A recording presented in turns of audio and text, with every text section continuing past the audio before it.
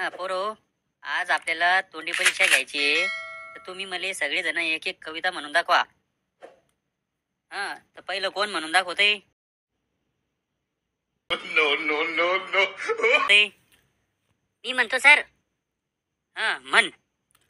आम्ही डायव्हर महाजीव हे गाडीवर. आम्ही डायव्हर महाजीव हे गाडीवर. सबसे कातिल गौतमी पाटील. सबसे कातिल गौतमी पाटील. भोंगळ्या तोंडाचं. हा, पुढचं कोण म्हणतंय? म्हण. No, no, no,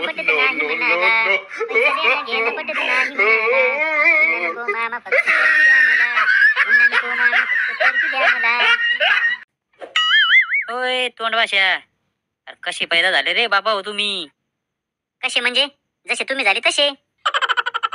अरे दातवाशा, चबऱ्यावानी करतो का? इकडे इकडे पटकन. मले चबऱ्यावानी करतो का दातवाशा?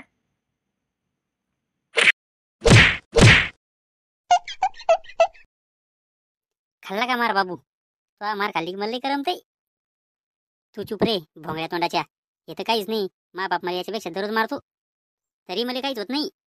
मोनिका बेटा, चल आता तू म्हण कविता. जॉनी जॉनी यस पप्पा, इटिंग शुगर नो पप्पा, टेलिंग लाईज नो पप्पा, ओपन युअर माउथ हा हा हा. रे शाने मास्तर, किती बार बाप आहे. आपण 10वीत आहे आणि या पोरीनं पहिलीतली कविता म्हणली तरी येतील व्हेरी गुड म्हणते. लय जबर मास्तर आहे ते.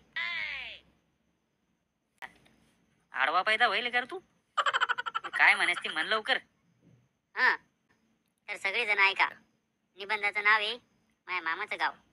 तर मी एकदा चाललो होतो माझ्या मामाच्या गावाला. जाता जाता माझी गाडी बंद पडली. मी बघितलं अचानक हिला काय झालं. खूप वेळ विचार केला. मग मला कळालं हत्तीच्या मायला इथं तर पेट्रोल झालं. वा, का रे पिंट्या, तू मरत काऊन नाही लवकर?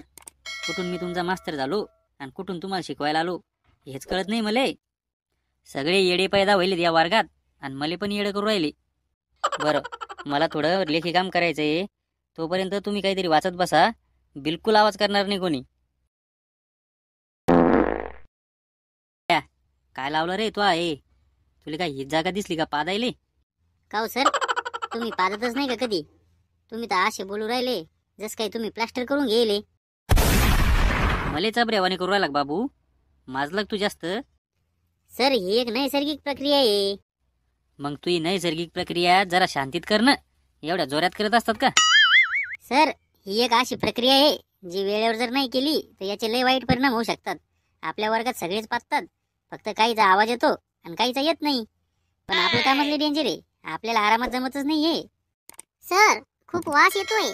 ओय शेंबडे, मला एवढी सांगती त्या दिवशी पायऱ्या चढता चढता पादली नव्हती तू चेपेल तोंडाची.